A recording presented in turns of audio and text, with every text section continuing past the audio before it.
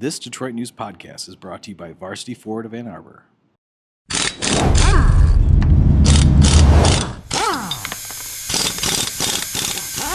What's going on, ladies and gentlemen, and welcome to another installment of the Engine Room, a Detroit Pistons podcast brought to you by Varsity Ford of Ann Arbor. And as always, I'm your host, Pistons beat writer Coty M. Davis. Please remember to follow me on all your social media platforms at Coty Davis _24. Once again, that's Coty, COTYDAVIS _24. And as always, I'm here with my co-host Tarohn. What's going on, my brother?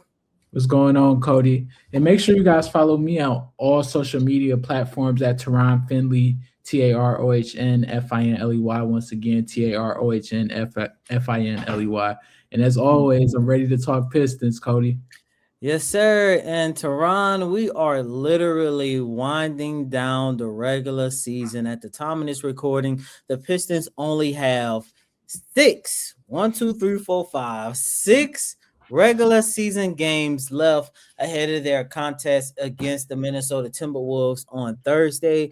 But you know, the fact that they're literally sitting at the top of the Eastern Conference at 55-21 at the time of this recording, their season is not going to come to an end for let's say for at least the next couple of weeks. Look, we know that we are gearing up for what could be a very long postseason run for this team, especially considering that both Isaiah Stewart and Cade Cunningham will likely be back for the playoffs. Tarohn, you was there at the game on Tuesday as well when Cade Cunningham made his first appearance, you know, sitting there watching the Pistons take care of business, getting their victory against the Toronto Raptors. It was good to see him. That was actually the second time that us reporters had an opportunity to see Cade Cunningham. There's no timetable on his return as of right now with him dealing with that collapsed lung, but he is trending in the right direction. The same thing with Isaiah Stewart. He has been sidelined for about 2.5 weeks now with a left calf strain, but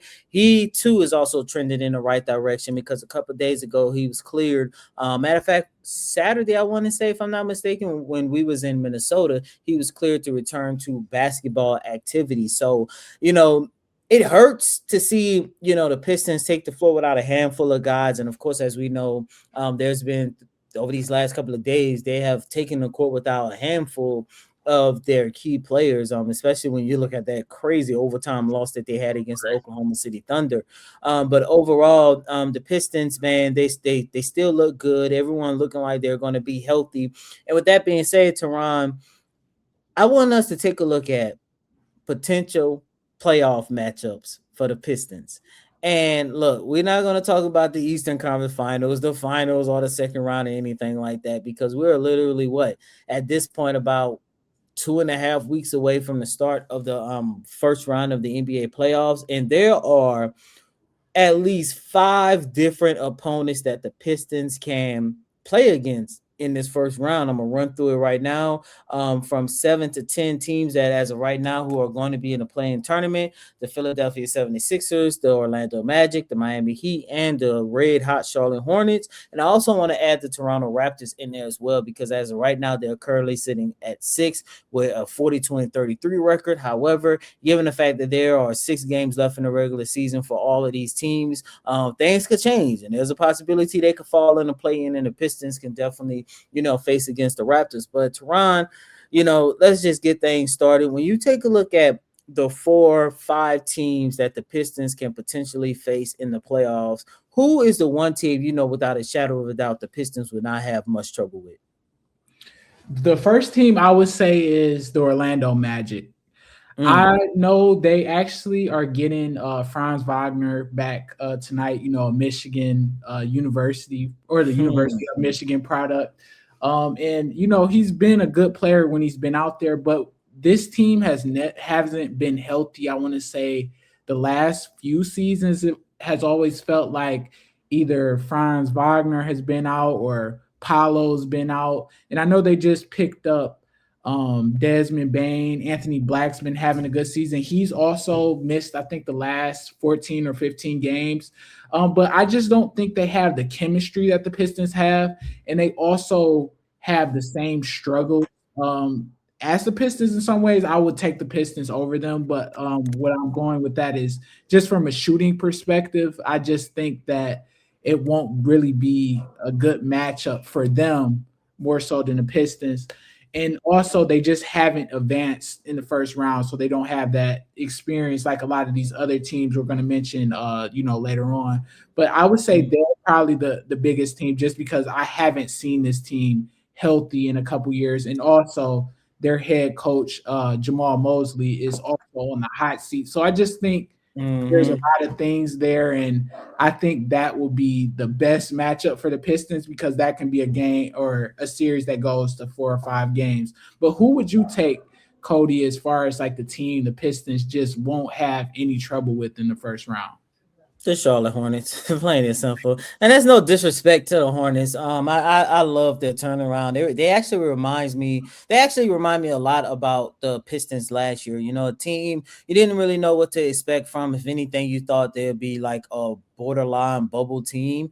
And then halfway through the season, they just caught fire, and then next thing you know, we're looking at them as one of the best stories in the season. However, when I look at the Charlotte Hornets, you're looking at a young team where they are the definition that experience is going to matter. And if they look, to be honest with you, I really do not see them getting out the play-in tournament. I could be wrong, and if they do get out the play-in tournament, I do believe that they're going to have that 8th seed and facing off against the Pistons. And when I look at them, I just see a bunch of young players who they're good and everything, but at the end of the day, I don't see them beating the Pistons or any team for that matter. 4 out of 7 times in a first round series. As a matter of fact, out of anybody that they can face in the first round, I think that might be an easy 4-game sweep for Detroit. If not a 4-game sweep, maybe 5 at the most. But another reason why I would say the Hornets is the fact that I'm still not sold on LaMelo Ball. I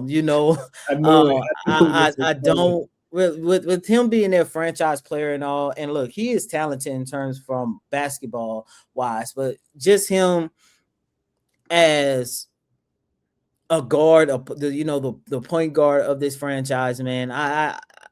I just don't see it. I just don't see it. Con Knippel, he would have my vote for Rookie of the Year. And not only that, Brandon Miller, that young man has always been good in my opinion. I'm glad to see him finally not only healthy, but it finally seemed like this was the year that he caught his stride, with that organization and with his career in general. So look, they have a very bright future, but if they play against the Charlotte Hornets in the first round, I do believe that can be an easy series for them, and that's one I would not be, I wouldn't have any concerns about. However, on the flip side of that, Tarohn, when you take a look at the rest of these teams, who is the one team that you say if the Pistons go up against them in the first round, they might have an issue?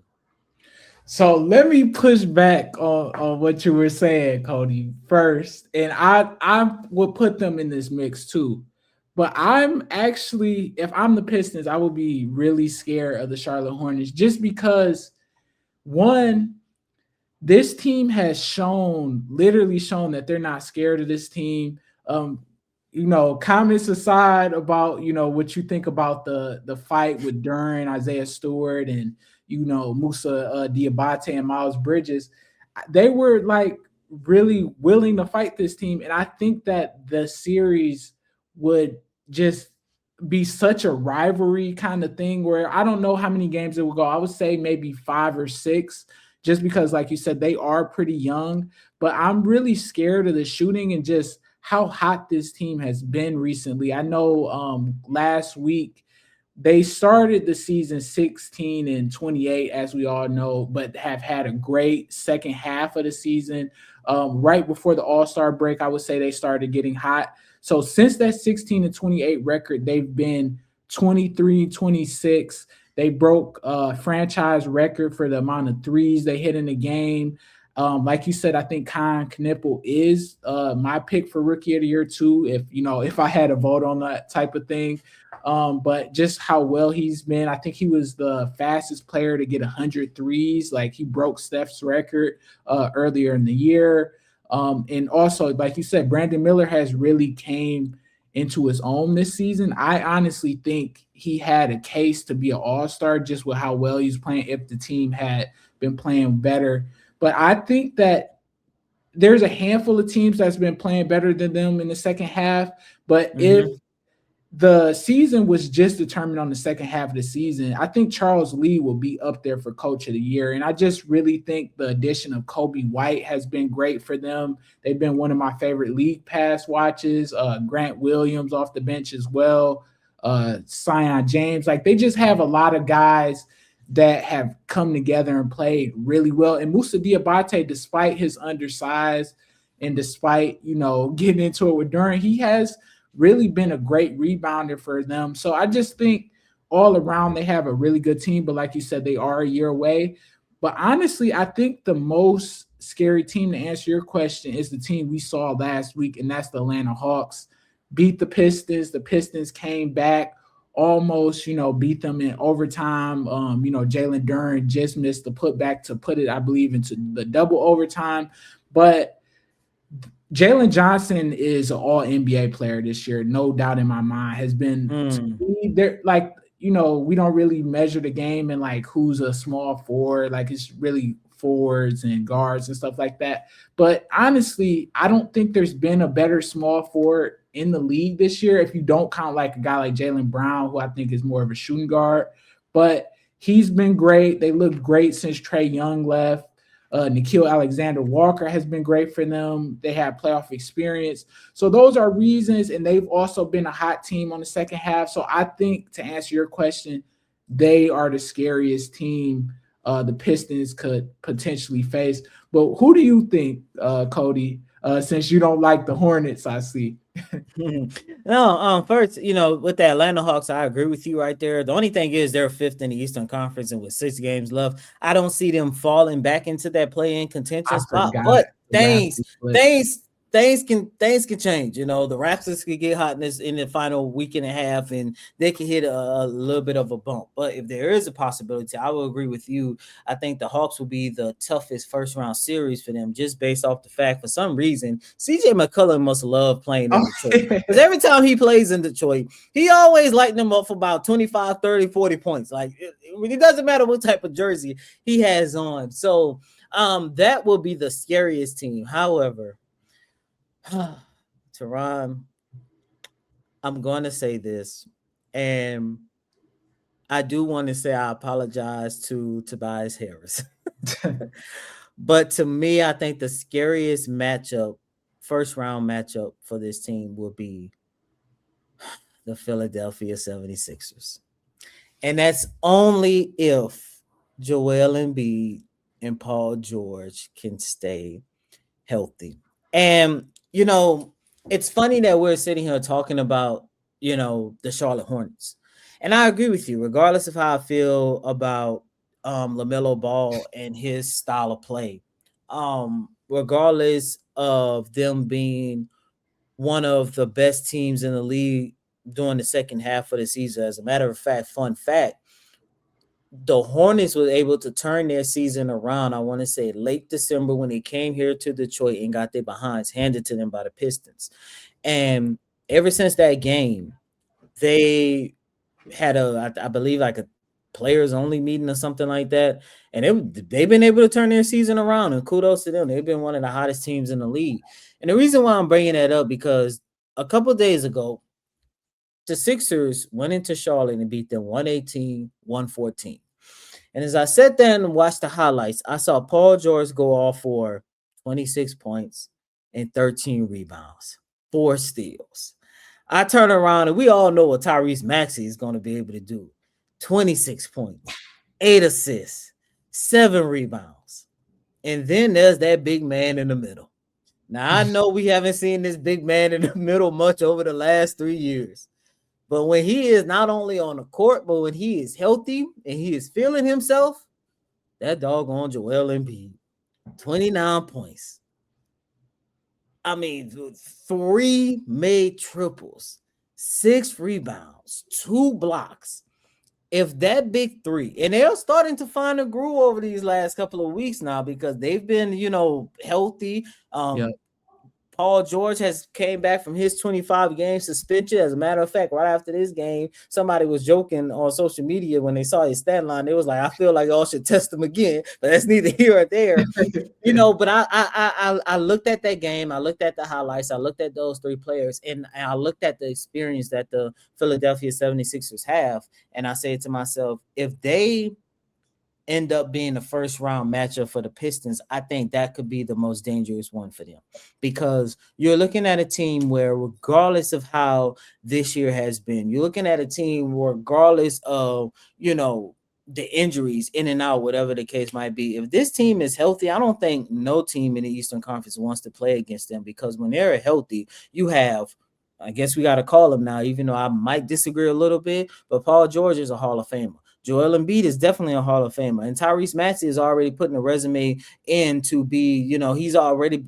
an all NBA caliber player, an all-star. And then you got the rookie VJ. So they have so many ways. Plus, you have a very experienced and established coach. So they have so many ways, I feel, that they can beat you. Now, granted, I still think if it comes to a first round series, I do believe that the Pistons do have all the intangibles to beat the 76ers. But I think that's going to be one of those 6-7 game series. And it's going to be one of those, man, y'all better be lucky y'all got home court advantage. Speaking of home court advantage, at the time of this recording, the Pistons needs 2 more wins to solidify home court advantage throughout the Eastern Conference playoffs. I think that is very doable. As of right now, they have a 4.5 game advantage over the Boston Celtics for the number 1 seed.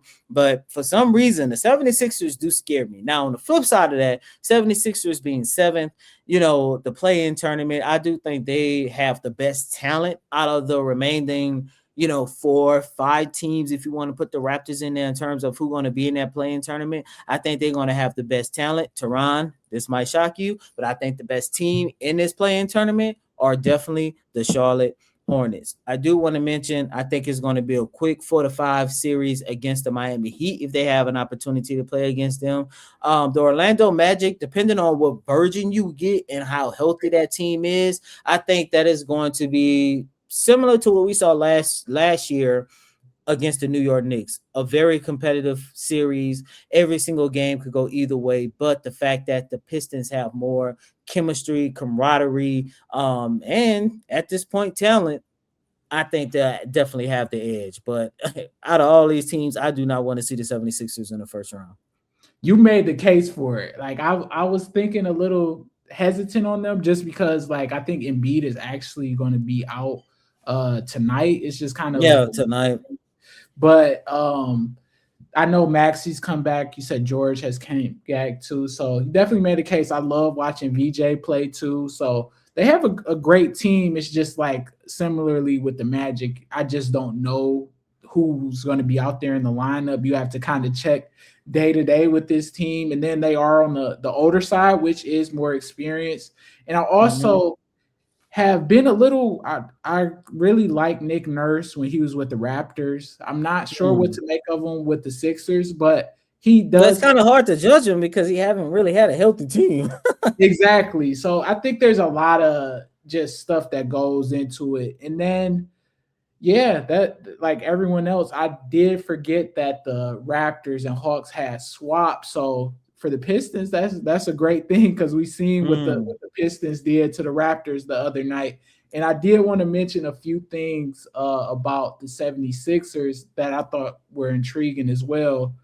Is just there's so many just matchups that I'm very intrigued with. We seen Dennis Jenkins against Tyrese Maxey, that Dallas kind of the Texas rivalry. Exactly. And they were in the same draft class, so we can see that again. Even Cade, Texas guy, got Drummond coming back to Detroit. You just got all these storylines, so you definitely made a case. I can see why you picked the Sixers. I would love the Sixers just for the storyline alone, especially Tobias Harris against Philly. Right. Boy, I tell you, that would be so funny. But on the other side of the break, we're going to talk about, all the good intangibles and the reasons why the Pistons have been able to stay afloat since Cade Cunningham went down with that collapsed lung. They're 7-2. And to be honest with you, I think that collapsed lung could be a blessing in disguise because I think that has made the Pistons even more dangerous heading into the postseason. For 44 years, Varsity Ford in Ann Arbor has been more than just a dealership. We're a family, proudly serving yours. As one of the top volume Ford dealers in the world, we're proof that when you treat people right, they come back, generation after generation. And now we make it easier than ever with complimentary pickup and delivery for both sales and service. So you can buy or service your Ford without leaving home. Varsity Ford, driven by family, built on tradition. Welcome back in, ladies and gentlemen, to this latest installment of the Injury Room, a Detroit Pistons podcast brought to you by Varsity Ford of Ann Arbor. Tarohn, a couple weeks ago, I wasn't in Washington. Thought it was going to be a quick 2-game series against the Wizards, one of the worst teams in the league this year.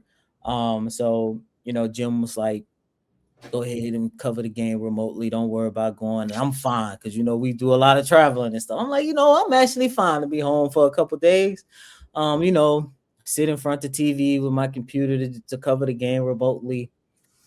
And about 10 minutes into the game, it ended up being one of the most important road games of the season. Why? Because Cade Cunningham in the very first game against the Washington Wizards went down with a collapsed lung. Scary moment because it's not like he's dealing with a muscle or anything like that. He's dealing with a whole organ. And I think once you start dealing with organs and stuff, that's when things really can go left. But thankfully, over the last 2 weeks, it seemed like his recovery is going really well. Like I mentioned earlier in the show, we all had an opportunity to see Cunningham show up and support his teammates on the sideline against the game against the Toronto Raptors. Spoke to Jalen Duren post-game. Duren said that was the first time he made a public appearance, but he has always been around the team, since the injury happened. He says, of course, very good to see that he's doing really good and everything. It sucks because we all know the biggest conversation surrounding him is the 65-game rule at the time of this recording. Doesn't look like he's going to finish the rest of the regular season. Matter of fact, I think if he doesn't come back, I think by Saturday against the Philadelphia 76ers, that might means he's only going to play 61 games for the rest of this regular season, which means he's not going to qualify for any award. And that sucks because, look, yes, he was having an MVP caliber season. I don't think he was going to be able to win the award, but he definitely deserved to be first team All NBA. Knowing that he's not going to get that opportunity, it sucks, man. It really do. But at the end of the day, speedy recovery for him. Can't wait to see him on the court again. But as I mentioned before I close the break, not only the injury to Cade, but the injury to Isaiah Stewart and all the other knick-knack injuries like Jalen Duren, Duncan Robinson, Tobias Harris, those are 3 guys that did not take the court. They was that Monday night against the Oklahoma City Thunder. The Pistons, they have been dealing with a handful of knick-knack injuries. I think the last time you and I did the show, we was talking about Asar Thompson coming back from his 5-game absence due to an ankle injury. It's never good for a team to have to handle and manage injuries, especially when it's to your core players and your most important players. But at the end of the day, Tarohn, I do believe that the injuries that this team has faced has actually been a blessing in disguise because we have seen so many guys step up and actually play a vital role that showcase why the Pistons are going to be a threat in the playoffs. As of right now, since Cade went down with the collapsed lung, there are 7-2. I believe they're 10 or maybe 11-3 or 11-4 overall throughout the season without Cade. You see how they have been able to hold it on several occasions when Isaiah Stewart went down. Tarohn, when you take a look at this team and take a look at how the way they have been able to establish themselves and stay productive, stay good, without Cade, without Stu, without so many players, what are some of the intangibles that have stuck out to you? Yeah, I would say first, and I wrote about this a couple weeks ago, and I think the biggest thing that wait, tell them where they can find it. Don't just say you wrote about it. You write for a handful of publications, man. I wrote about this on the Detroit News a couple weeks ago, and I think the biggest thing that stood out to me then and now still is Dennis Jenkins, just the way he's been performing. I wrote right after the Lakers game, so that was probably the best game. That's his career. Yeah, his career high, and I know he has had special moments since really he's been getting minutes, in the rotation, like the Wizards game, the buzzer beater, just all these moments he stepped up. But the biggest thing I liked was just, Dennis has really talked about a lot in the post games and stuff, how he's always seen himself as a player, and the rest of the world is kind of surprised by this. And now I remember JB Bickerstaff even said that he's no longer surprised. And I think that's what Dennis Jenkins is doing. He's waking up the rest of the world of how good of a player he is. He isn't just, wow, an amazing story, this undrafted guy, this guy that, started at JUCO and played at multiple colleges before St. John's, and then, was a two-way guy. He's a great NBA player, maybe a player that can compete for a starting role one day. Like, I don't really want to put any limits on Dennis Jenkins because he's just raised my expectations every time I've seen him play. So I think he's just been phenomenal. He stepped up in the place of Cade, and I think this has helped him.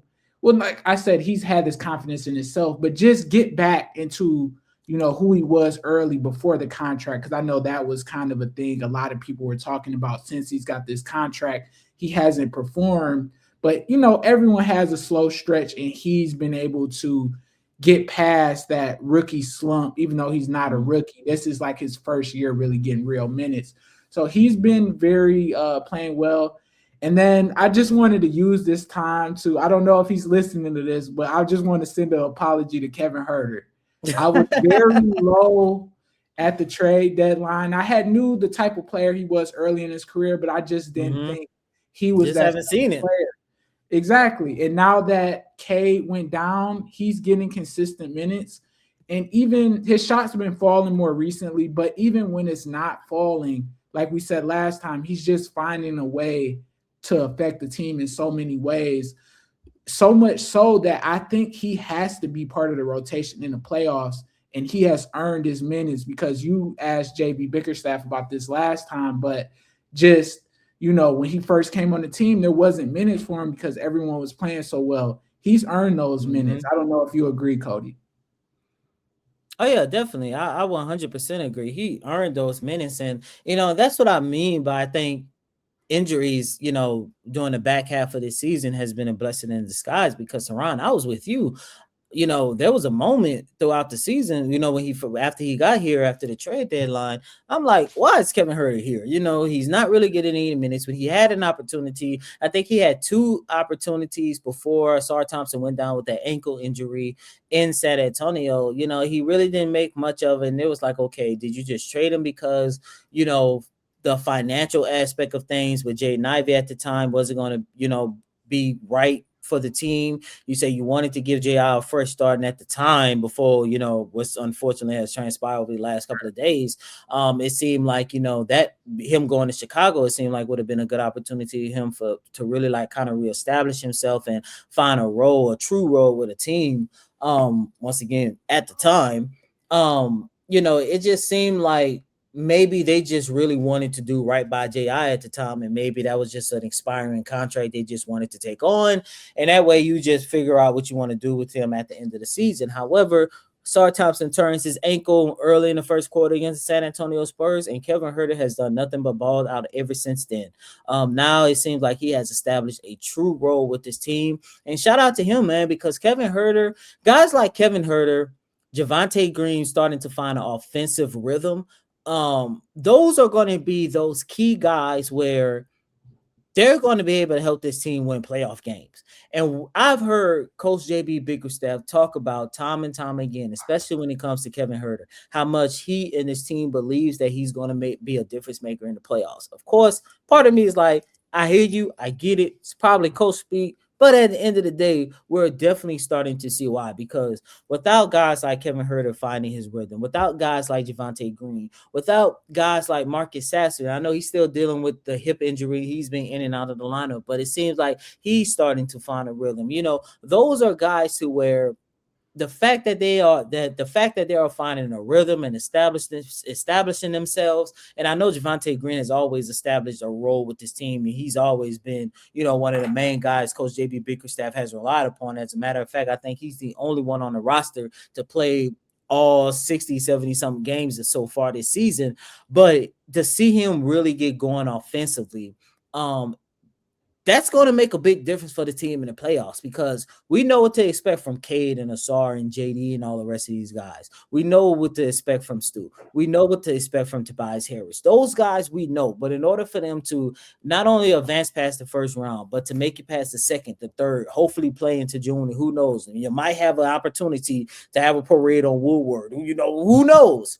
But at the end of the day, you need guys like that to step up. And I also think that the reason why you have so many guys stepping up, the fact that there are 7-2 since Cade Cunningham went down with that collapsed lung, I also believe that this is probably going to be the first time in JB Bickerstaff's career where he's definitely going to trust his entire roster, his entire depth throughout the playoffs. I remember when JB first got here to Detroit, and I'm, studying him from afar because we got here around the same time. But I remember in Cleveland, that was one of the knock against him in the playoffs. It seemed like he wasn't using everybody like they hope going into the season. And I don't think that's going to be a problem this year. And as a matter of fact, if you think about it, Tarohn, that was kind of what he was still going through last year against the New York Knicks. I mean, you take a look at somebody like Ron Holland, as much minutes in an important factor he played throughout the regular season, we really did not see him too much in the playoffs. So I just think overall, man, of course, once again, you hate to see injuries, but to see a team not only stay afloat, but to put themselves in even a better position now than they would have been without the injuries, man, it says a lot for this team. And also the same thing goes for Caris LeVert as well.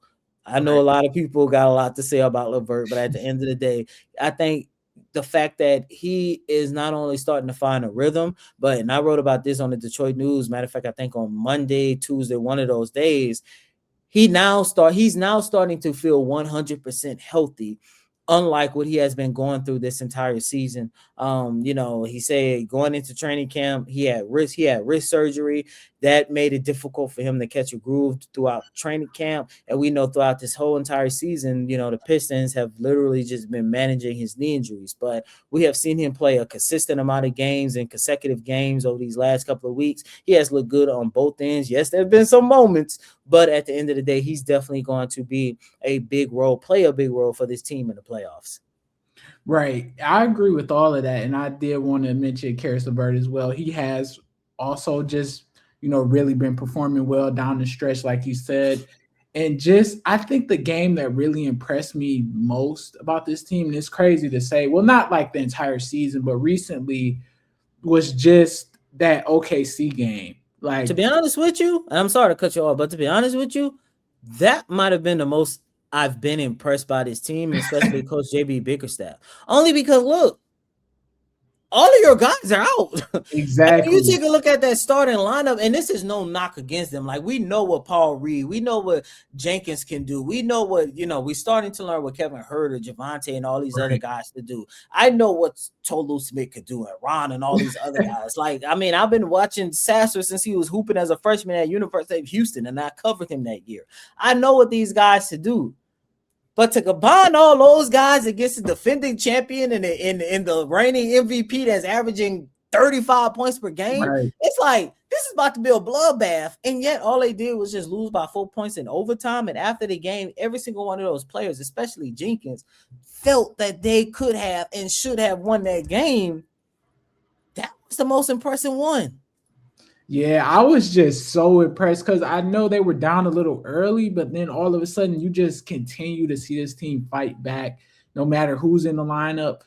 And I think, honestly, this is going to be the opposite problem of what, like you talked about JB Bickerstaff in Cleveland and early last year, just not knowing who to play. He has too many guys, like he's mentioned early in the season. I think this has just continued to show that, like, it's like, okay, if some of these guys are out, I always have someone to step up. But that just means these players are more dependable. Like, he seems like he has different rotations and lineups for everything. So if he needs energy, he has Javante Green, Ron Holland that just, bring energy as soon as they step on the court. Then he has even guys like Paul Reed. He might not get a minute one game, and then all of a sudden he's just going off. And I have always tell like a lot of people when I'm watching Paul Reed, he's the only player that still surprises me every time I watch him, just because like they do some type of crazy behind the back, and it's just like you would never think he has that kind of move in his bag. And then he'll shoot a three. Like his form isn't the best, but like it goes in. But like I think that this team has just been able to fight this entire season. And honestly, I think that's just shows their identity, this grit, no matter who's in the lineup. And like there's debates that, you know, obviously they need Cade. Like they need Cade, but we just talked about the first round potential matchups.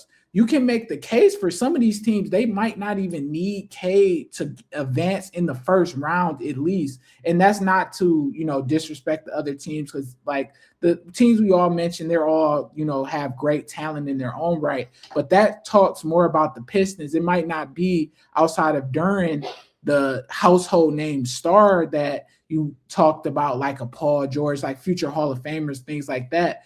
But this team just, to me, feels like, I know we're wrapping up March Madness, but this just feels like one of those teams that just has, you know, that just feel of a college team that just can play against anyone with how hard they play and can advance, you know, as far as possible. So that's kind of what this team reminds me of, with that gritty identity, that picking up full court on defense, this cast of characters. This feels to me like a great college team. Not like to say like disrespect these guys, but just this is the vibe they give me, just how fun they are to watch, and just the group of young guys, and as well as the veterans that they have just in the group.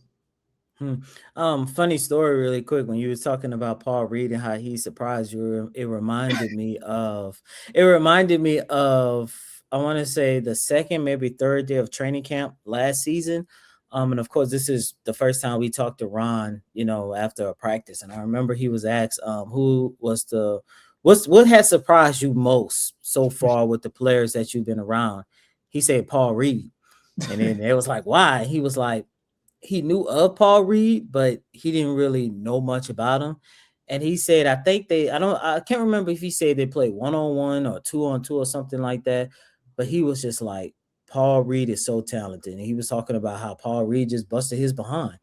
And he said that that's also another indication that proved to you like how talented a guy has to be to make the NBA, no matter who they are. Right. And I remember him saying that. And then I also remember the year before that, Paul's final season in Philadelphia.